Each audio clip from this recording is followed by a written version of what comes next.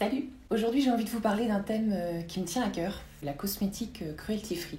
Je ne suis ni végétarienne, ni végétalienne, ni végane et j'estime que ça n'infirme pas du tout le fait que je trouve complètement stupide de tester des produits cosmétiques sur les animaux. Ceci étant dit, je vous ai mis en description toutes les sources que j'ai utilisées pour cette vidéo. N'hésitez pas à aller un petit peu plus loin après si ça vous intéresse. Alors avant de commencer, si vous le voulez bien, on va reprendre les bases.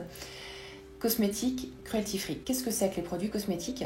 Je vais vous donner la définition de la Commission européenne. Les produits cosmétiques sont des substances ou des mélanges de substances destinés à être mis en contact avec les parties superficielles du corps humain ou avec les dents et les muqueuses buccales en vue, exclusivement ou principalement, de les nettoyer, de les parfumer, d'en modifier l'aspect, de les protéger, de les maintenir en bon état ou de corriger les odeurs corporelles. Donc en gros, les cosmétiques, c'est les shampoings, les savons, les gels douche, les produits pour le bain, le soin pour la peau ou le soin pour les cheveux, les produits coiffants, les colorations capillaires, le maquillage, le vernis à ongles, le parfum, etc. Ensuite, cruelty free, qu'est-ce que ça veut dire ?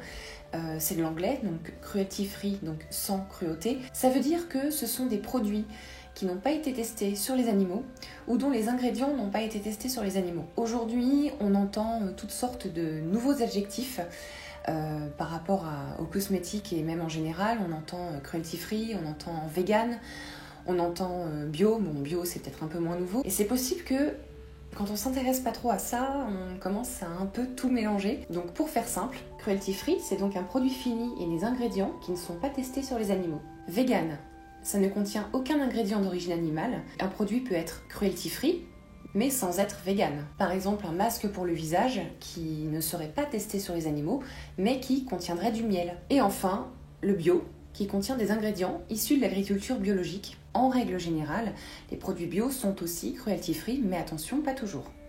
En fait, les tests sur les animaux, ça consiste en quoi ? Ça consiste à s'assurer qu'un produit ne va pas constituer un danger pour l'être humain à l'application. Donc pour ça, on teste d'abord les produits sur les animaux.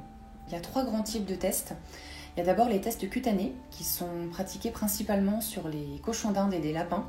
Et bien évidemment, pour appliquer un produit sur la peau d'un lapin ou d'un cochon d'Inde, il faut au préalable l'épiler. Il y a aussi les tests oculaires qui sont pratiqués sur les lapins.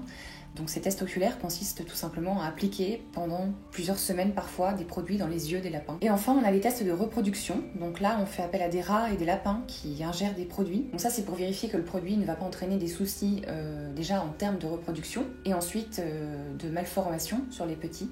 Pourquoi ce serait mieux de ne pas tester sur les animaux ? Les animaux sont des êtres vivants, dotés de sensibilité.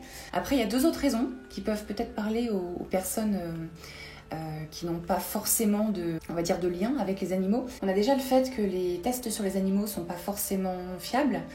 On a déjà eu le cas de produits qui ont été testés sur les animaux, qui ne présentaient aucun problème à première vue et qui se sont avérés être problématiques une fois qu'on passait à l'utilisation humaine. Et la 3e raison qui pourrait nous pousser à arrêter les tests sur les animaux, c'est que les méthodes alternatives coûtent moins cher. Donc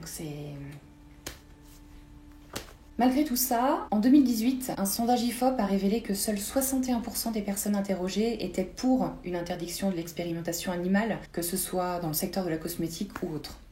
L'interdiction européenne. Vous avez certainement déjà entendu parler de la loi européenne de 2013 au sujet des tests sur les animaux en ce qui concerne la cosmétique. L'Europe interdit toute mise sur le marché de cosmétiques testés sur les animaux ou dont les ingrédients sont testés sur les animaux. Depuis 2016, cette interdiction s'applique également aux produits cosmétiques fabriqués en dehors de l'Union européenne, puis importés.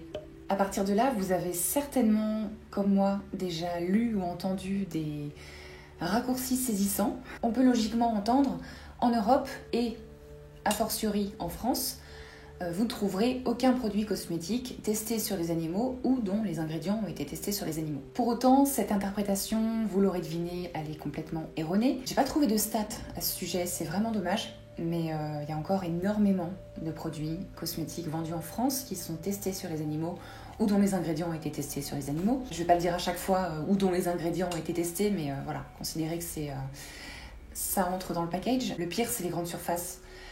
J'estime que 99,9% des cosmétiques que vous trouverez en grande surface sont testés sur les animaux. Comment c'est possible? Malgré le texte de loi de 2013 qu'on a vu plus tôt, il y a quelques petites subtilités à prendre en compte. Tout d'abord, l'Union européenne interdit la mise sur le marché de tout nouveau produit cosmétique testé sur les animaux après mars 2013. Ça veut dire que l'ensemble des produits et des ingrédients qui ont été testés sur les animaux avant mars 2013 peuvent être vendus sans problème. Le texte de loi ne concerne que les ingrédients utilisés à des fins exclusivement cosmétiques. Donc pour les ingrédients dits multi-usages, comme certains conservateurs, parfums, solvants ou filtres solaires, utilisés en cosmétique mais aussi dans d'autres secteurs, comme l'agroalimentaire ou la pharmacie, les tests sur les animaux peuvent toujours être effectués.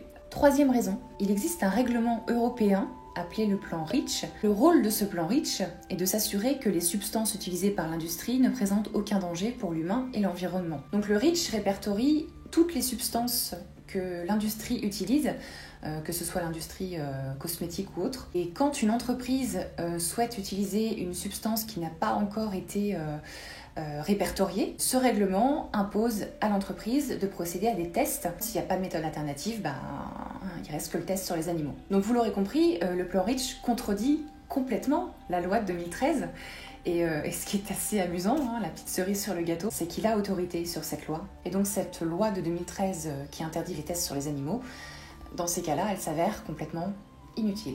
Alors il y a une quatrième raison qui fait qu'on peut parfois trouver encore des produits testés sur les animaux sur le marché. On a le cas de certaines marques qui, dans leur processus de fabrication, ne testent pas sur les animaux, mais qui souhaitent s'implanter dans un pays qui impose les tests sur les animaux pour laisser entrer les produits sur son sol. Ceux qui connaissent un peu le sujet ont certainement deviné que je parlais de la Chine, puisque la Chine impose aux marques étrangères de tester leurs produits sur les animaux avant d'accepter de vendre les produits sur son territoire. Donc on a certaines marques qui étaient cruelty-free et qui ont décidé de s'implanter en Chine plus ou moins récemment et qui du coup ne sont plus considérées comme cruelty-free. Parmi ces marques-là, on en a deux qui sont très connues. On a Melvita et Nars.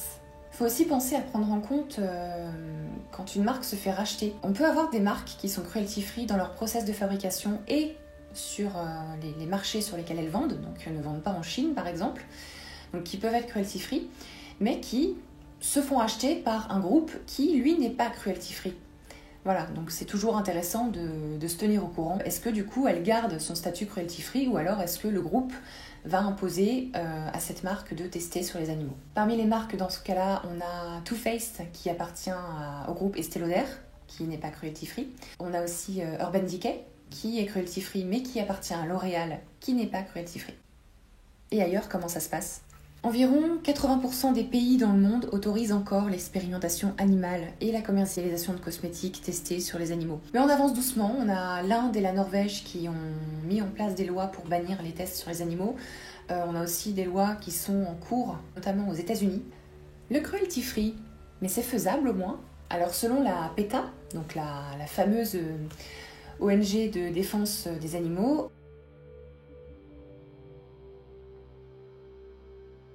environ 2000 marques au monde sont cruelty-free, donc ça veut bien dire qu'il existe des méthodes alternatives. On a des méthodes in vitro, donc de culture cellulaire vraiment, combinées à des technologies dites in silico, qui sont tout simplement l'analyse de bases de données, des simulations 3D de réactions organiques, des analyses toxicologiques prédictives, un peu à la Minority Report.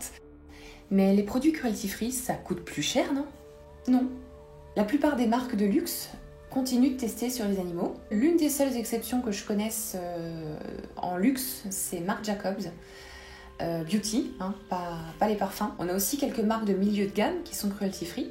Et aussi des marques vraiment à petit prix qui sont également cruelty-free. Le test sur les animaux ne se répercute absolument pas sur le prix de vente. Alors à partir de là, comment savoir ce que j'achète? Eh bien si vous regardez cette vidéo, vous avez déjà un élément. Vous avez une connexion Internet. Internet regorge de listes de marques qui sont cruelty-free ou qui ne sont pas cruelty-free. Je vous mettrai les liens des listes que j'utilise en description. On a aussi les labels. Alors les labels, il y a énormément de labels qui existent, qui combinent parfois cruelty-free et vegan, ou bio et vegan, ou cruelty-free et bio. Enfin, vraiment, on s'en sort plus. Chaque label, forcément, a son cahier des charges. Il est aussi possible qu'une marque soit cruelty-free sans avoir de label. Donc à partir de là, c'est un peu compliqué, je vous l'accorde. On a par exemple le label Leaping Bunny, donc de Cruelty Free International. On a le label Cruelty Free de la PETA, One Voice aussi, Donc voilà, je vous invite à faire vos petites recherches ou du moins à cliquer sur les quelques liens que je vous mets sous la vidéo. Voilà, j'espère avoir été assez exacte dans cette vidéo et assez synthétique. Si j'ai dit des bêtises, n'hésitez pas à me le dire, surtout en commentaire. Poliment si possible. J'aimerais aussi avoir votre avis sur ce que vous faites vous, si quand vous achetez un produit d'hygiène ou de cosmétique, vous faites attention au fait que ce soit cruelty free ou pas du tout. J'ai fait un petit sondage sur Twitter, il n'y a pas eu des milliards de votes non plus, mais apparemment c'est plutôt oui, je fais attention. J'essaye au maximum pour ma part d'éviter d'acheter des produits qui sont testés dans les yeux des lapins. Je ne porte aucun jugement sur les gens qui se tapent complètement du cruelty free, mais je voulais vraiment vous expliquer ce que c'est. En tout cas, n'hésitez pas à partager cette vidéo si elle vous a plu. J'espère vous voir très bientôt pour une prochaine vidéo. Et écoutez ma foi, bisous.